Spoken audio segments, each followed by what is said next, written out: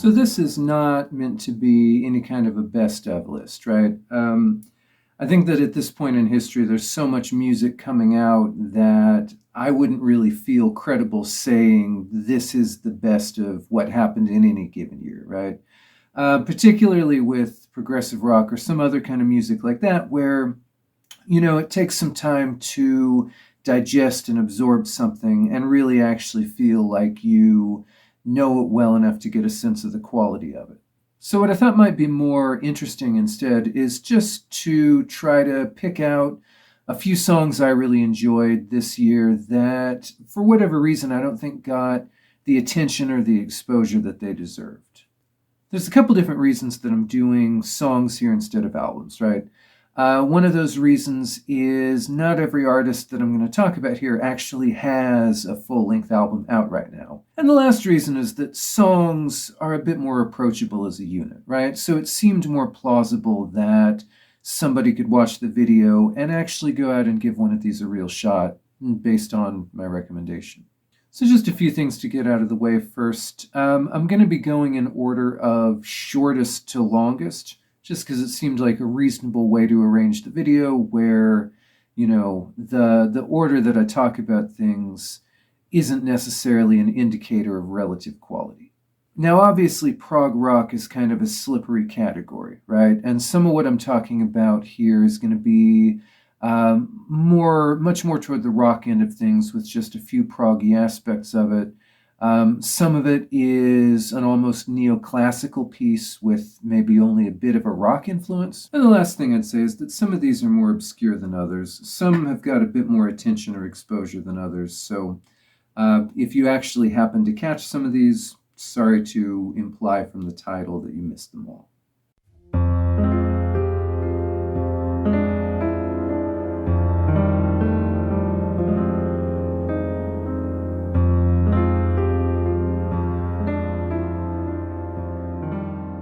So this is a relatively compact song. It's concise. It's not exactly verse, chorus, verse, but it doesn't really have any big changes or surprises in the arrangement or the composition. And the core elements are very solid, right? The singing is very expressive and skillful. The melody is memorable. It's played in a pretty dynamic way. But what I really appreciated about this was the attention to detail in the arrangement and the production and the mixing. There are just all kinds of little details in the sound crafting of how it's put together that really elevate it into something that is interesting and immersive. So like around the end of the first verse, right, there's like a little acoustic guitar harmonic phrase that kind of darts in and weaves through the mix and darts out, right? And in the second verse, there's another piano layer that comes in on top of the first one. And then there's a second vocal layer that kind of comes in the side. Or at about 2 minutes in, there's a little vocoder phrase that kind of pops in for a second. Or about 30 seconds later, there's like a line in the vocals that sort of trails off into this cloud of reverb. And there's all kinds of stuff like that, right? I mean, the song's only 3 minutes long, but over the course of that 3 minutes, there's pretty much always some kind of little sonic detail that you can catch and pay attention to. And it doesn't feel cluttered, right? It just feels like they've thought exceptionally well here about how to use the sonic space. So it's that kind of attention to detail, I think, that really can elevate something from being a good song really into something that's a lot more of an immersive experience. And the main instrumentalist is a producer and a mixing engineer, so it's not surprising, I think, that it would be well done in that regard.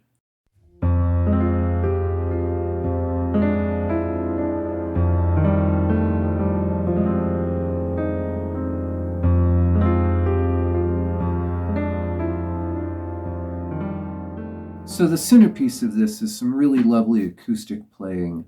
It might be double-tracked or maybe even more than double-tracked, I'm not sure. But whatever it is that they're doing, it creates just a really lush, kind of lush enveloping bed of acoustic guitar sound. There's also some really good use of cello there. I'm not honestly 100% sure if it's synthesized or organic cello, but the cello has these kinds of sustained, drawn out notes, and the acoustic is this kind of very rippling, detailed sound. And obviously, the contrast between those two things is not particularly new, but the way that they're using it here is really skillful and really appealing. And the vocals are kind of mournful and almost have an operatic quality, and that's mixed with the singer having an accent that gives the piece kind of this distant, otherworldly air. The whole thing has this very lovely autumnal mood, and it feels organic, but in sort of an elevated neoclassical way rather than in like a homespun folky way.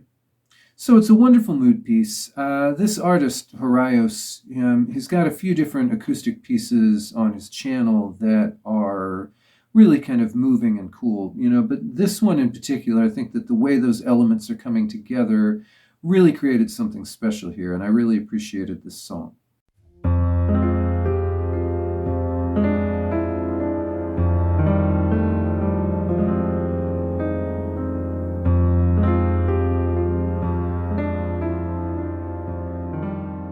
So this is an instrumental piece built around acoustic fingerpicking.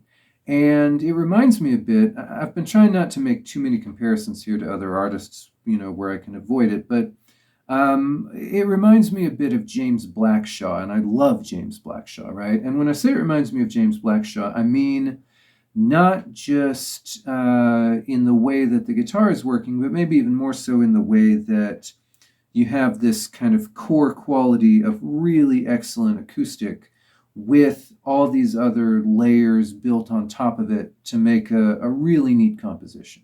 Obviously, that core acoustic voice is key, right? And that's really what everything is built on. But, there's some droney synth that sounds almost like a harmonium. There's some synthesizer with kind of a sparkling quality. There's a build to a little bit of electric at the end.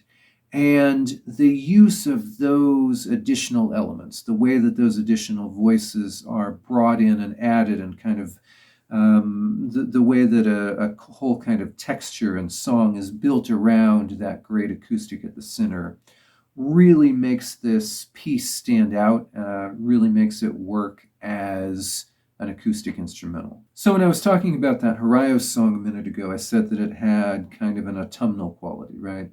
And this has maybe even more of a winter quality.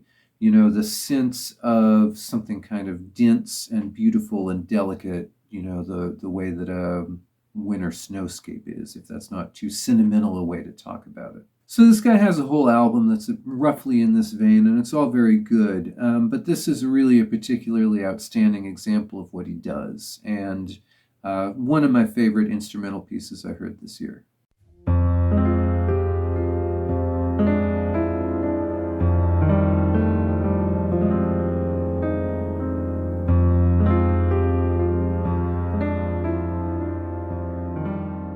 So these guys are out of Seattle, which is actually really close to where I live. It's about an hour away.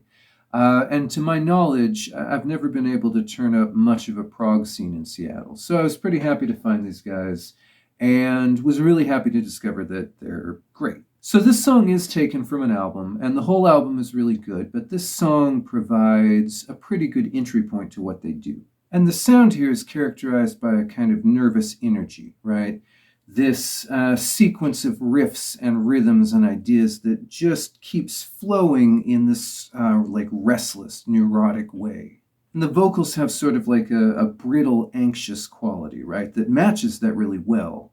And the rhythms, this band is so rhythmically active that a lot of what they do would almost seem funky if, again, the overriding mood weren't that kind of like tension and restlessness and anxiety. And that restless quality is great, actually, right? Because it keeps the songs evolving. What makes these songs interesting isn't so much any specific riff or hook as it is the sense of evolution and shift and the way that the songs flow over the course of 8 or 9 minutes. And obviously, that requires a lot of interplay between band members, right? I don't know how long these guys have been together. I believe this is just their first album, but they have this kind of natural, intuitive chemistry with how they play. And they have that quality that a lot of really good prog bands do of playing, rhythmic phrases or riffs that are in an odd time signature or that are like asymmetrical somehow, and making those seem kind of natural and flowing rather than stiff, which really complements the general way that they get all the different parts of the songs to sort of mesh and develop. So this particular song, Molo the Serpent, a great intro to what they do. If you like it, certainly check out all their work. And I'm really interested in seeing what they do in the future.